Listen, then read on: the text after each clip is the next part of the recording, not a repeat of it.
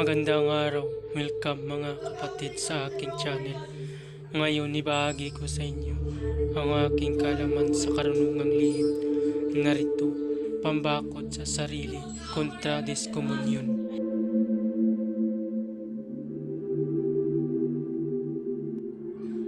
Kung bago ka pa lamang napadpad sa aking channel, huwag kalimutan mag-subscribe and click the bell icon para laging update sa mga bagong video.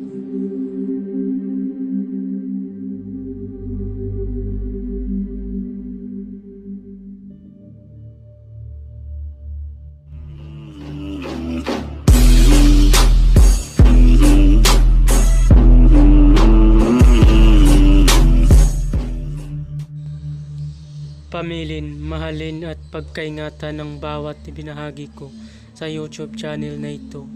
Ang kapangyarihan na kapaloob dito ay lubhang may waga.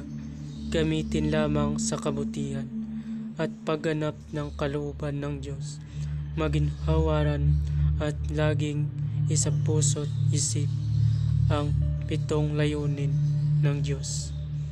Una, isabuhay ang 4 na gintong sinimulan, makadiyos, makabayan at makatao, makakalikasan.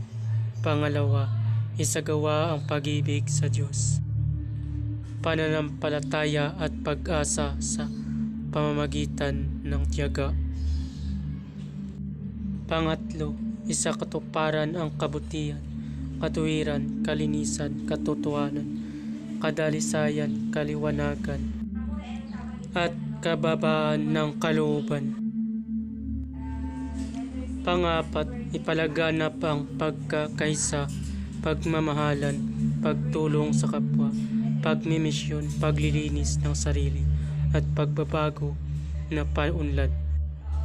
Magkaroon ng pagalangan, paunawaan, at pagmamahalan sa isa't isa bilang mga kapatid at kapwa-tao. Panganim, maging dakila sa isip, sa salita at gawa para sa Diyos, sa bayan at tao.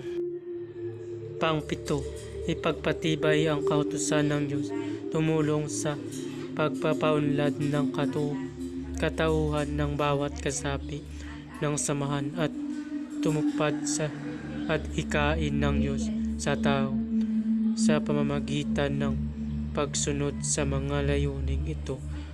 Ang isang naghahanap sa Diyos ay makakasumpong sa Kanya at hindi pagkakaitan ng Kanyang liwanag.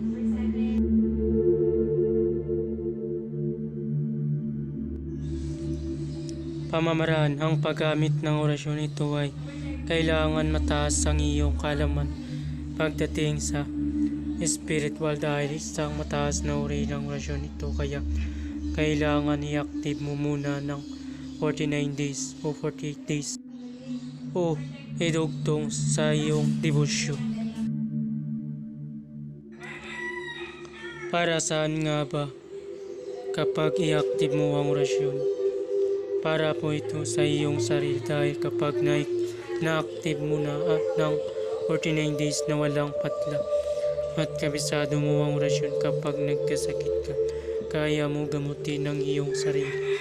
Pero kung natapos mo ang 49 days na walang patlang at hindi mo pa kabisado ang orasyon at ginamit mo kapag nagkasakit ka, hindi mo kaya gamutin ang iyong sarili. Kaya bago gamitin ay kailangan kabisaduhin ang orasyon.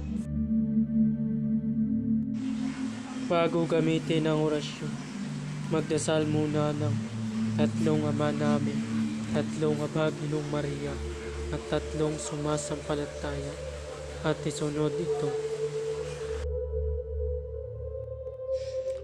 Usalin ito sa sarili tuwing bago matulog at pagkagising upang hindi madiskomunyo ng iba. Gawin ito 3 beses. Usalin.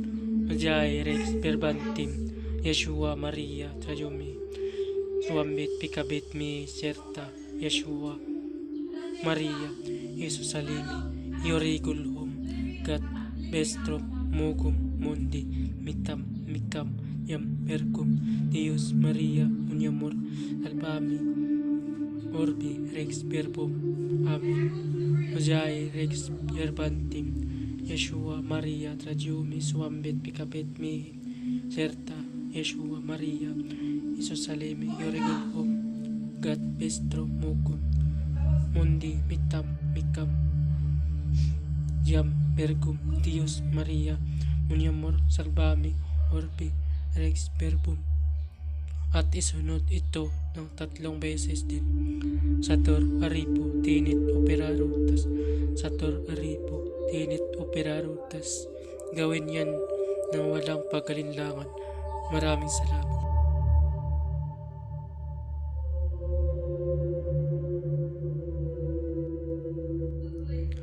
Pagkatapos mo salin ang orasyon, iib sa dibdib.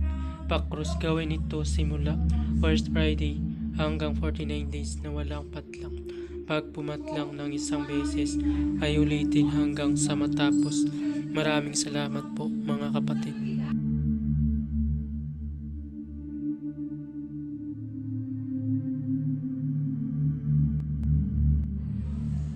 Babala, ang lahat ng mga orasyon na iyong mababasa dito ay lubang makapangyarihan. Gamitin lamang sa mabuti. Ibinabahagi ko ang mga orasyon na ito para katulong, hindi para makapanakit ng sino man.